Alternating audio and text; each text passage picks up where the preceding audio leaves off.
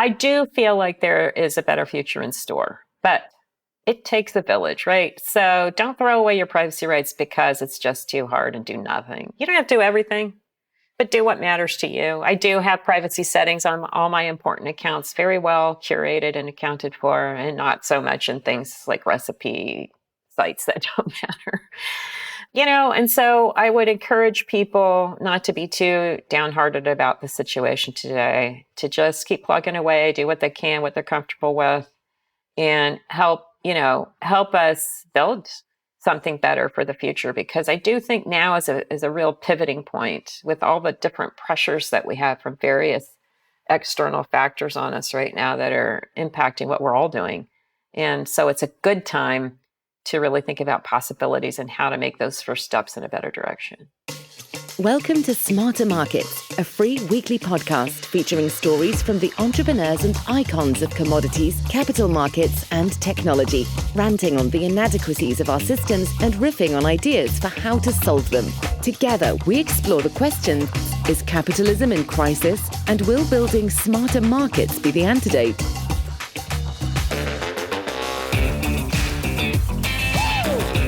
Welcome to Smarter Markets, a weekly podcast that explores how financial and technology markets can be redesigned and improved to better serve market participants and society as a whole. Smarter Markets is brought to you by Abax, and I'm Michelle Dennedy, your co-host of our latest series examining the role of digital identity in advancing a consent-based economy. Joining me today, you're in for a treat. For the latest chapter of our series is Ruby Zefo, Chief Privacy Officer at Uber and spirited advocate for privacy and security, and a multi-decade friend of mine. So I'm super excited. Ruby believes that privacy and security work best together as a dynamic duo, optimizing both when possible and when one must sacrifice for the other, understanding all considerations in context. My kind of gal. Public debate and legislation in these fields are at an all-time high as the world struggles to protect itself from the bad guys while being respectful of individuals' privacy rights. The exciting technological innovations fueling the growth of new and old business give us an opportunity to design privacy and security into the user experience from the very start.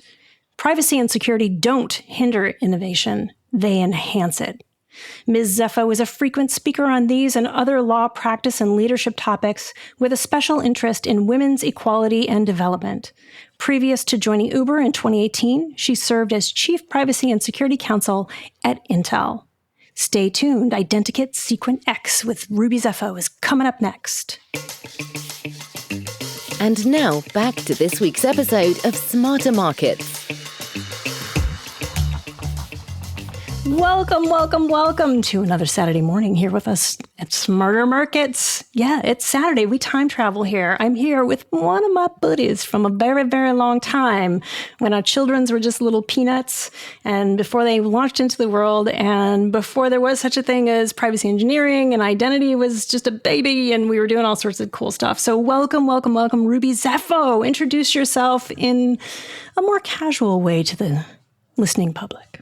Well, hello there. I am Ruby Zefo, and that is the way to pronounce it. Not Zefo. Coming in here from Palo Alto, California, with slightly orange air, but not bad. It's only slightly orange air. But you know what? Let's get right into it. So, Ruby of the Orange Air, tell us a little bit about your background and how you found yourself in intellectual property and identity and as Chief Privacy Officer for Uber. That's a lot of stuff, man. It is a lot of stuff, but I've been around a while, so I didn't have to really cram it into a short period of time. That's the benefit of being a little bit older. It's true. We've taken our leisure.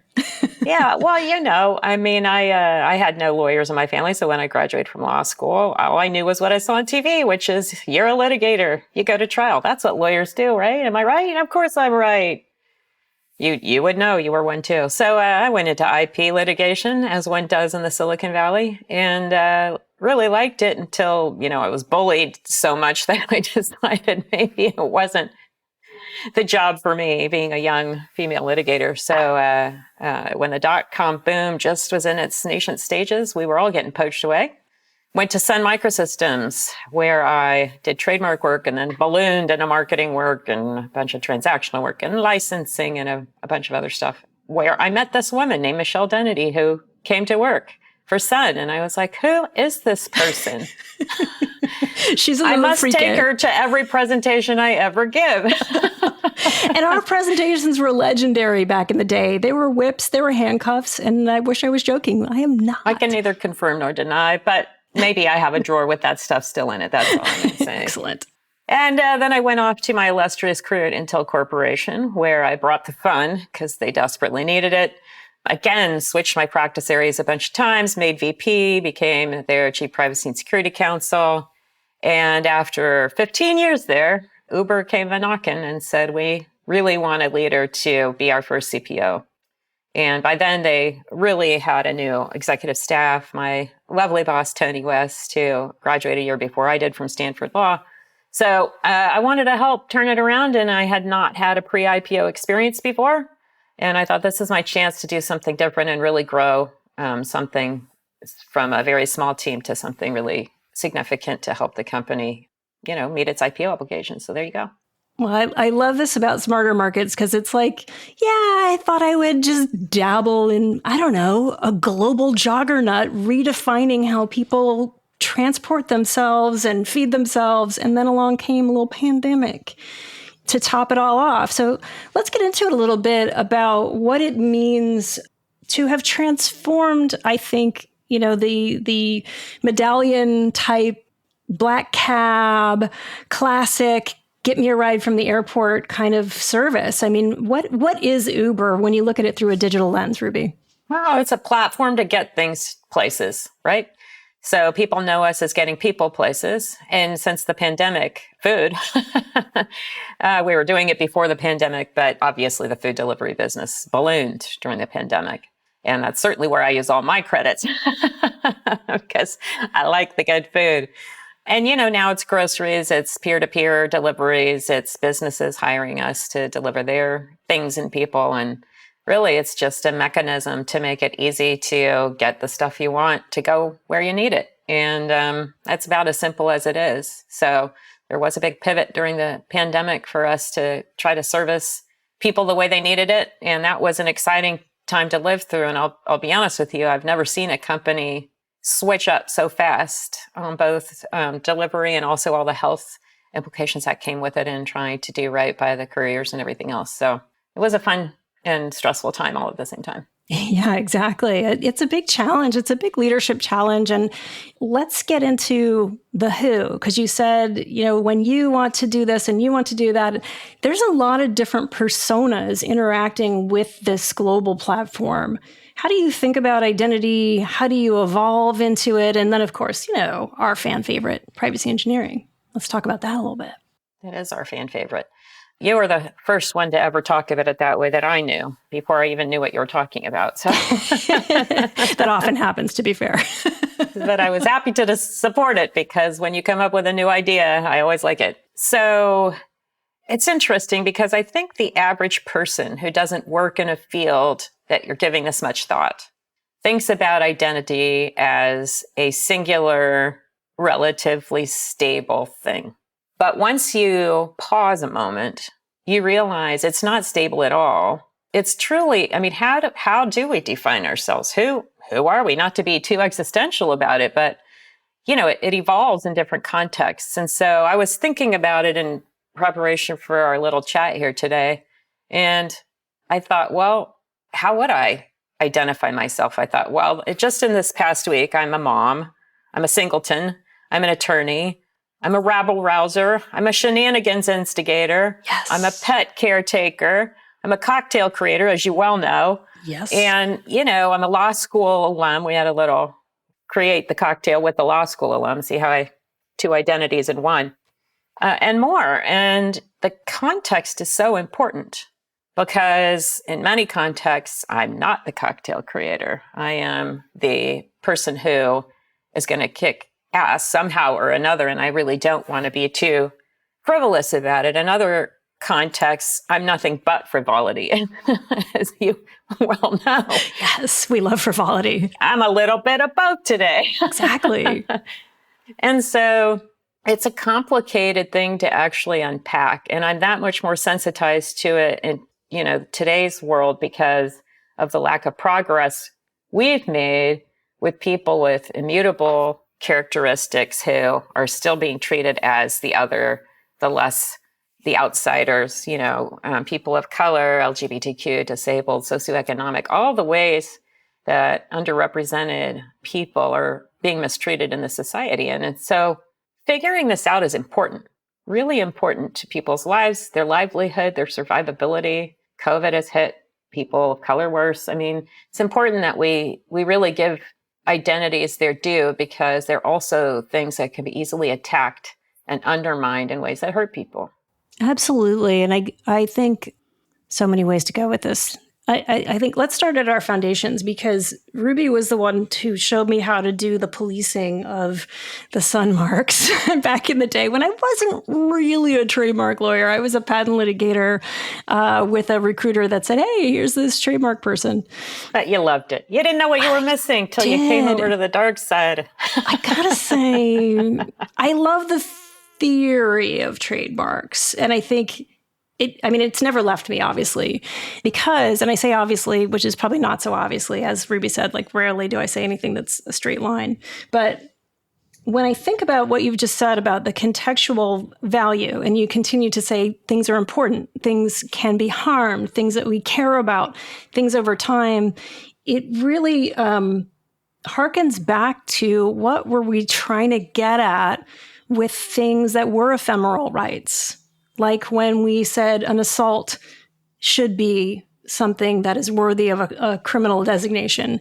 Like when we say a trademark should designate quality as well as origin of source. It's not just something you litigate over from money.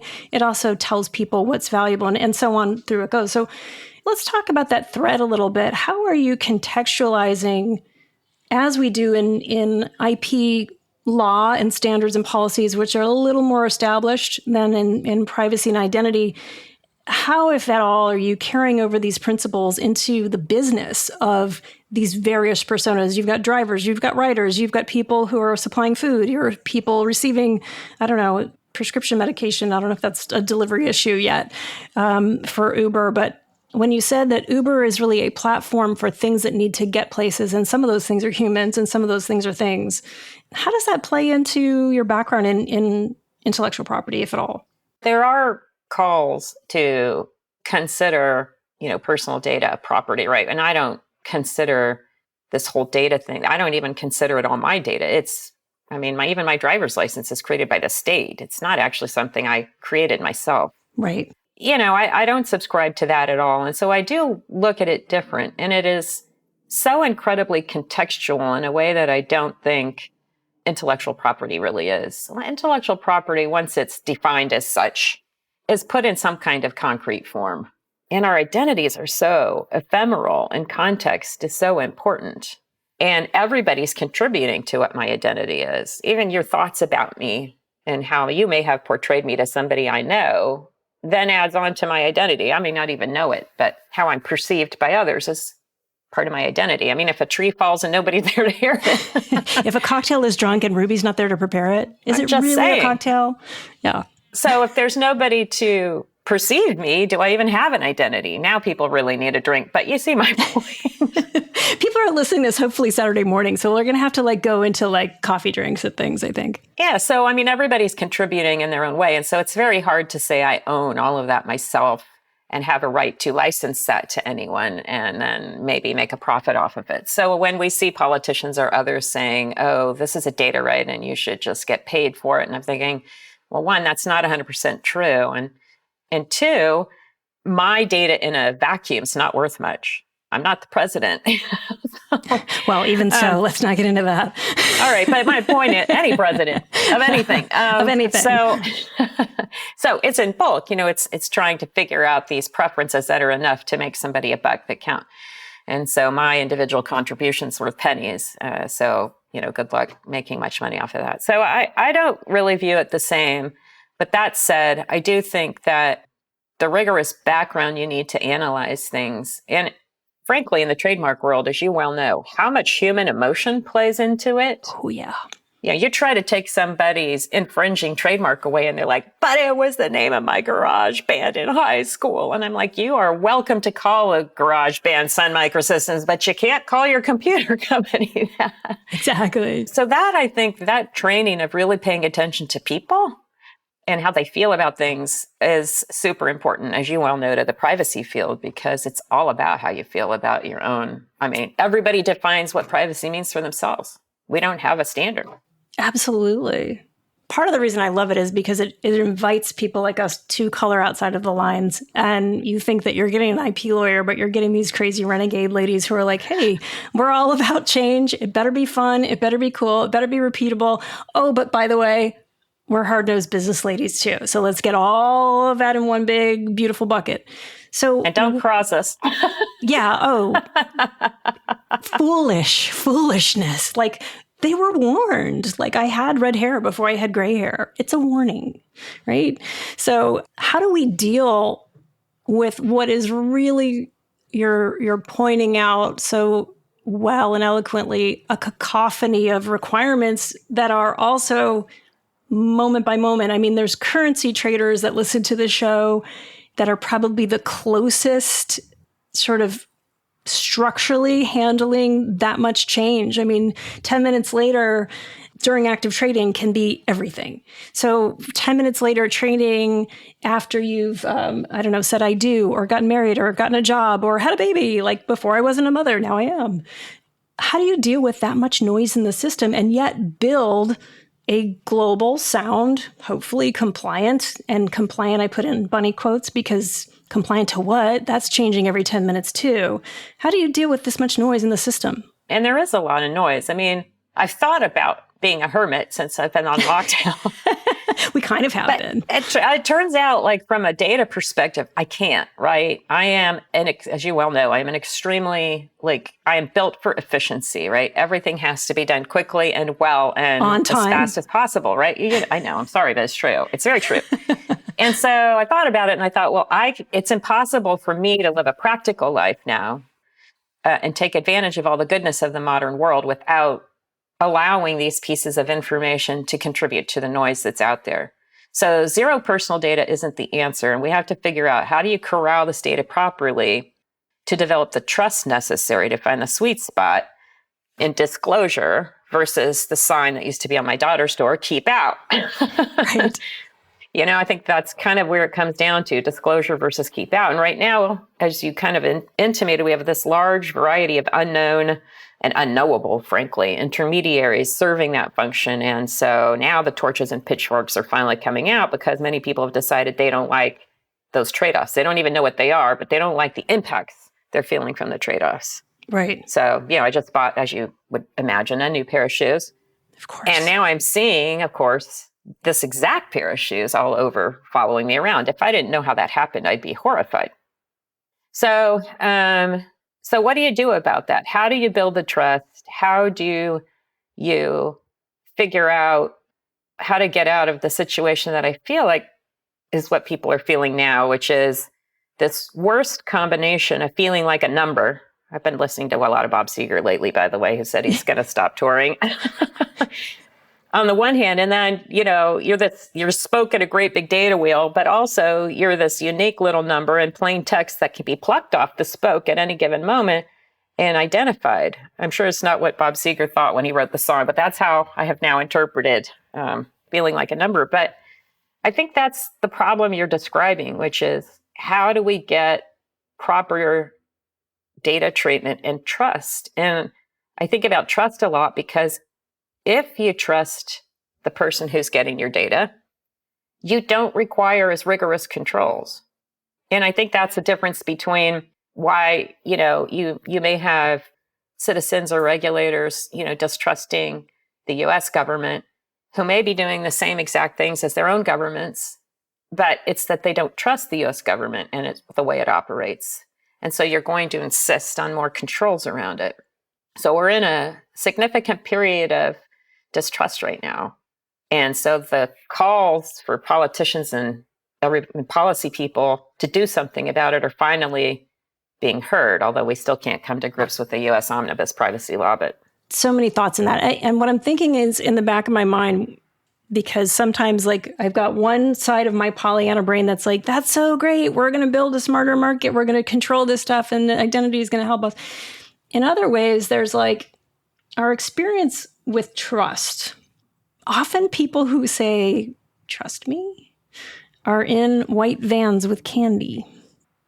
How do we make trust a commodity that can be nailed down as something that you want to trade on because you want to trust that person, that entity, that group, versus trust because there's a rope hanging off a cliff and that's the only rope you've got. So you have to be on certain social platforms to keep up with your relatives because that's where they are. And so maybe you don't trust them or you expect not to trust them.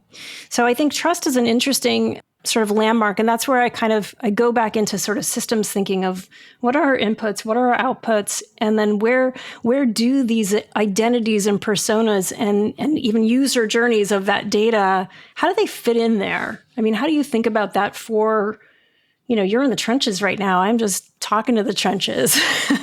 Well, and obviously I could tell you that rebuilding trust once it's lost is 10 times harder than creating it when you're on an even playing field.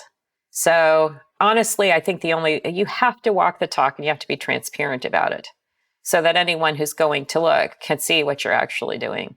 I don't see any other way around it. And I think the biggest problems we've had are a lack of transparency and seriously not understanding what's happening.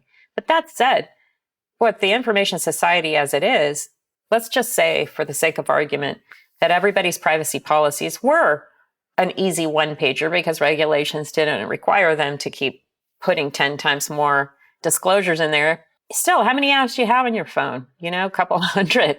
And so you still can't read them all. So then you have to sort of rely on some kind of shorthand.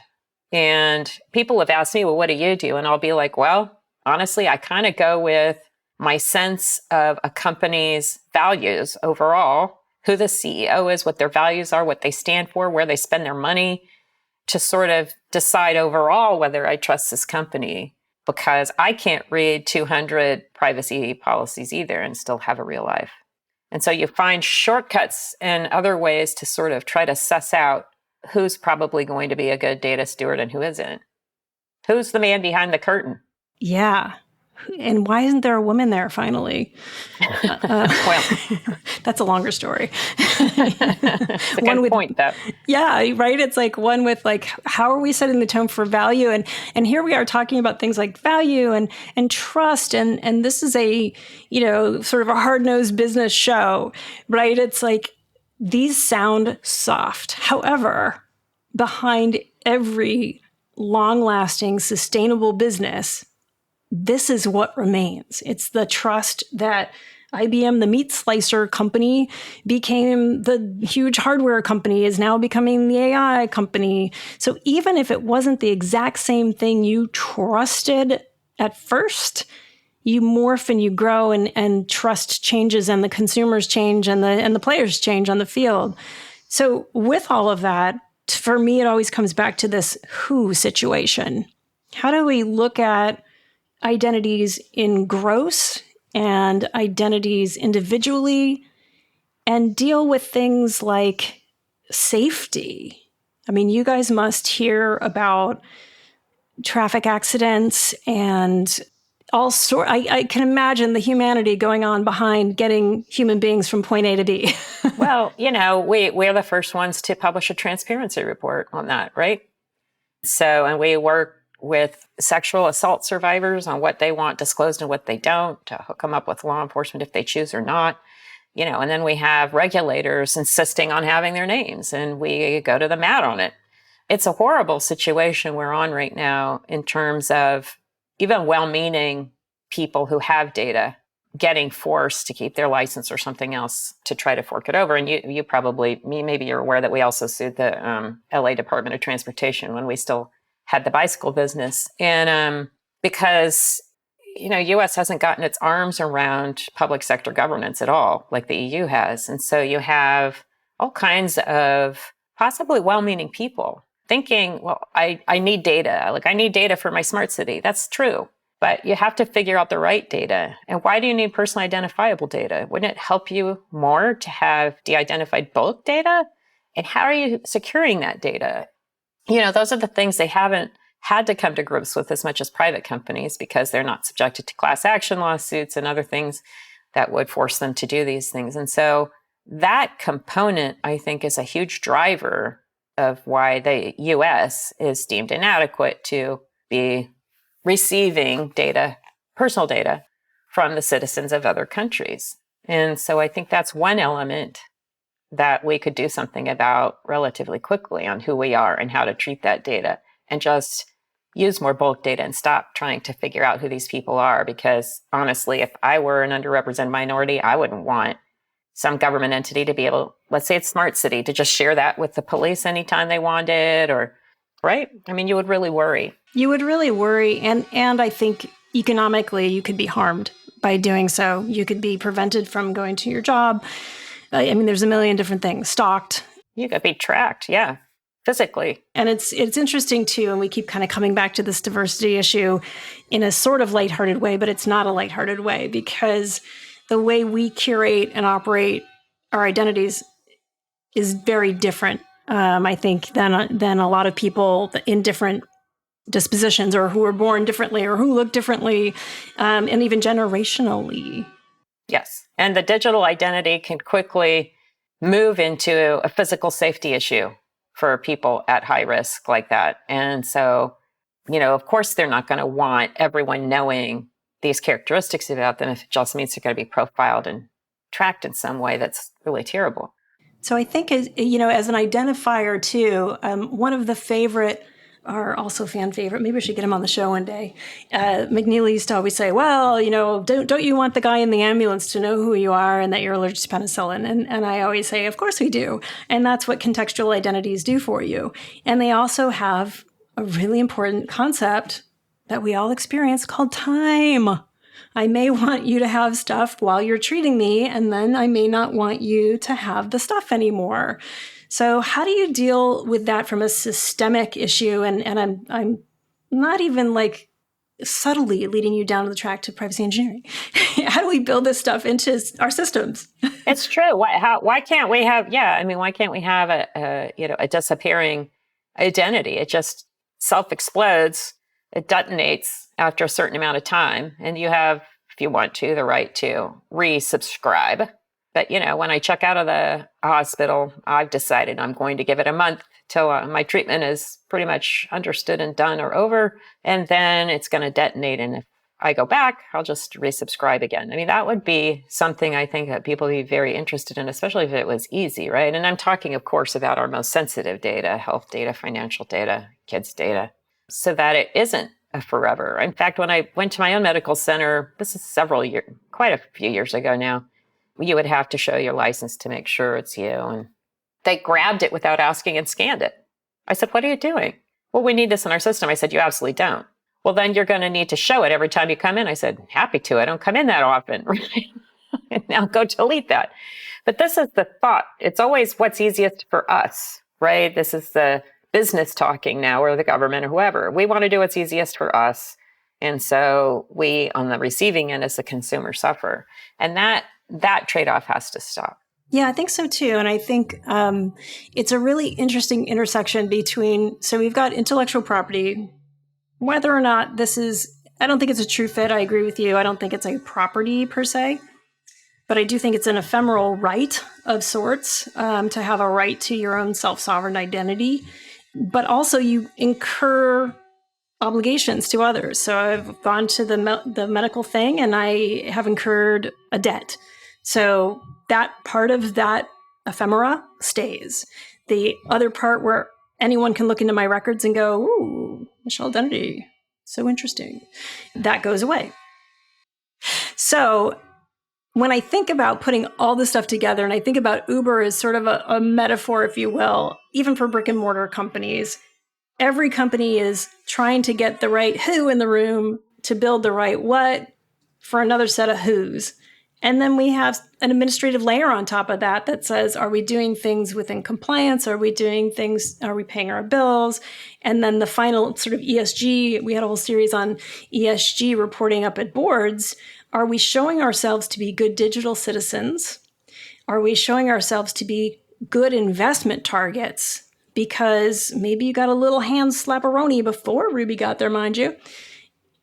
How has Uber racing back, hiring people like Ruby, hiring privacy engineers, having huge champions program, all the good stuff going on, how does that bubble up to a higher level of measurable trust and how we're actually looking at ourselves as one business island, if you will, in a sea of innovation?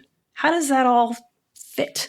You have to actually do something that shows people the difference. We've just actually published our second ESG report, and there was a lot of data in there. And we do other transparency reports besides the ones I just mentioned.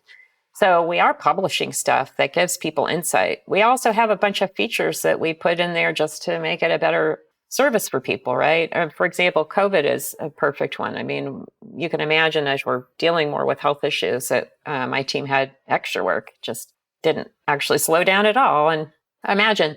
And so, for example, we needed to be able to tell if people had masks on. But we don't need to authenticate them. We don't even need to know who you are. We really just want an object identifier to say, is it a face and does it have a mask on it? And we got a few questions about that. Why can't you just take a picture of a mask in a hand? How are we going to know it's a mask if it's in your hand? And by the way, it shouldn't be in your hand. It should be on your face. And lastly, everyone says, don't touch your mask. This was a health regulator. So hygiene, it's hard for us. You think about ways that you can actually talk to people about that make things better. You don't want to give us your address, just go to a corner. We'll pick you up there. And by the way, we'll scrub your exact address a little bit later after the driver can check his billings, and then he'll just know the general vicinity dropped you off. Stuff like that you have to be able to talk about it and demonstrate it. You have to walk the talk. It can't just be all fluff and, principles. When we published our principles, I went around describing to investors examples of how we brought those to life. That's where the rubber meets the road. Are you correlating those examples to quarterly or regular or even just exemplar business metrics? Are you looking at how people are trusting you more or willing to take more rides or repeat? It's really hard to isolate why somebody, because there's so many factors that go into it. But we do periodic surveys and stuff. Right now we're still in the awareness stage and stuff of, are you aware of these privacy features in the app and things like that, where we periodically measure in terms of, the impact on the stock price or the number of users or things. That is so hard given the many other factors to evaluate. I haven't been able to figure out a way to just isolate that component in any meaningful way. Yeah, I don't think anyone has yet, but it's coming. It's coming for you. We're going to have enough data to actually do that eventually. So let's go into the future, Ms. Zefo. Imagine yourself in a future-facing, sovereign identity rocket ship. What's an exciting market? What could we do better? Or what could we do bigger? Or what would you build, presupposing that we have figured out how to walk the walk in privacy, make up for our 20, 30 years of tech debt where we pretended that it was about encryption or de-identification, which are both interesting tools, but not privacy and certainly not efficacy for identity. Let's imagine that we've built something really, really cool. Either you can choose your own venture here, like what does that look like? Or where are you? What are you doing? Or what kind of business would you, are there jacuzzis driving around that I can order up from Uber and come to my house and just, have Ruby drinks on demand? Honestly, the transportation problems, especially where we live, right? One of the reasons I was really glad for Uber was you can't get a cab anywhere in the Bay Area. You can't. No. And if you did, it's like $5 bajillion. Right. And so, I would have people visit who'd be like going out to the corner looking for a cab. I'm like, excuse me, it's not New York. So I do think the transportation issues need to be fixed. Of course, our infrastructure for a wealthy state is terrible. Getting cars off the road is important. So anyway, we can improve public transportation, is going to be better for as far as I'm concerned. But more importantly, what I think about isn't so much what kind of business I'd want to go into. It would be more about what kind of back-end engineering are we going to have that just makes things easier. Just because I don't think my identity is my own property right to treat like IP doesn't mean I don't think I should be able to control the elements of it. So even though my driver's license I did not create, I still don't think everybody should have it. And so figuring out these ways of sovereign identity in a way that anyone could actually easily control it. Maybe it's simple third-party trust verification systems that once you're in the bubble, it's easier for people who can't and won't ever know how anything works to just say, oh, they've been vetted by somebody who matters. Now I can give them a yes for these particular purposes, right? If it were that easy, I think we would all sleep at night. And I don't see any reason they can't, because I don't really think of it as a technology problem so much. It seems solvable to me somehow. Am I wrong? I think you're right. I think you're right, but I think, you don't go into business like we do and be pessimists, right? That would be a doom cycle. It's true. You have to have a certain amount of positivity to keep at it. You do, or a finely honed sense of irony. I don't know which. Because the situation we're in now just can't keep going. And we've figured out how to solve some of the world's biggest problems with technology. So why can't we use it to fix technology, right? Why can't we use technology to fix technology? Well, and I think we can use people to fix technology too. As you've alluded to many times, it's like for a while we were sort of slaves to technology, and it was like, well, privacy's dead because you have two choices in compute. It's this or that. It's all controlled by the same thing, and if you want bandwidth, blah blah blah blah blah blah. But now we have choices. I mean, I look at the way all of our collective children's are interacting. There's a different persona for grandma. There's a different persona for me. There's certainly a different persona for... Yeah, who knows what we don't know? I do know enough about what I don't know that I don't want to know. Exactly. And my parents never wanted to know. I don't know about yours. They're like... Oh, God. My poor parents. They still believe. Bless their hearts. Oh, God bless them. Yeah, exactly. So... I have to believe that there's a better way down the road for everybody. And to your point about people, I just want to, I say this all the time when we're talking about fairness, racial justice, AI, how to get the bias out of it, all of those things. And I say, AI was created by people. Somebody created that thing. It's not really, by the way, if you're one of those people who thinks it's taking over the world, just simmer down. It's got a long way to go. All right. When it can create people, then start to worry. So, we got to fix society first. We have to fix society. And this terrible situation we're in right now, where the haves and have-nots, the same people in power since, our country at least was born, and do something about that, or we're never going to make real progress on being able to control these things and having social justice and equity and all the other things we want for a fair and just society. So we still got to work on that. Fix that and then get back to me. So with all of that in mind, let's come up with a good thought to close us off. Ruby, where are we going? Where have we been? Well, honestly, my thought is what I always tell people who, if I'm wearing my I Heart Privacy shirt or something, give me the poo-poo or the stink eye. At least I think that's why they're giving me the stink eye. I do feel like there is a better future in store, but it takes a village, right? So don't throw away your privacy rights because it's just too hard and do nothing. You don't have to do everything, but do what matters to you. I do have privacy settings on all my important accounts, very well curated and accounted for, and not so much in things like recipe sites that don't matter. And so I would encourage people not to be too downhearted about the situation today, to just keep plugging away, do what they can, what they're comfortable with, and help us build something better for the future. Because I do think now is a real pivoting point with all the different pressures that we have from various external factors on us right now that are impacting what we're all doing. And so it's a good time to really think about possibilities and how to make those first steps in a better direction.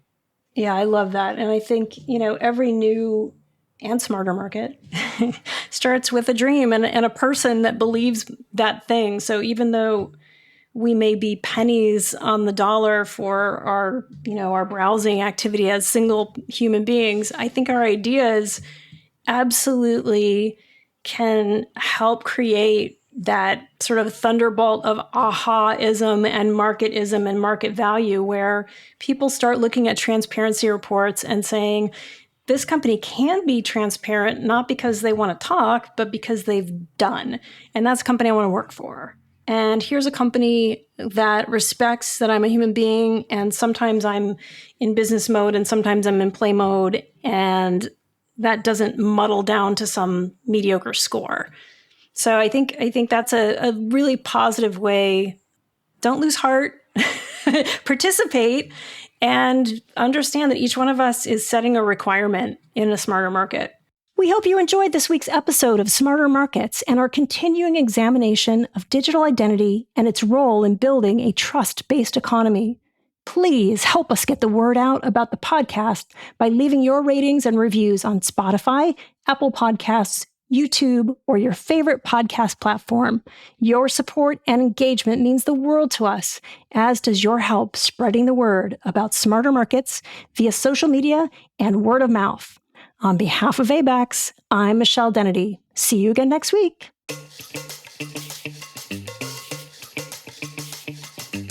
That concludes this week's episode of Smarter Markets. For free episode transcripts, visit smartermarketspod.com. Smarter Markets is 100% listener-driven, so please help more people discover the podcast by leaving a review on Apple Podcast or your favorite podcast platform. Smarter Markets is presented for informational and entertainment purposes only. The information presented on Smarter Markets should not be construed as investment advice. Always consult a licensed investment professional before making investment decisions. The views and opinions expressed on Smarter Markets are those of the participants and do not necessarily reflect those of the show's hosts or sponsors. Smarter Markets, its producers, sponsors, and hosts, Eric Townsend and Abex Technologies, shall not be liable for losses resulting from investment decisions based on information or viewpoints presented on Smarter Markets.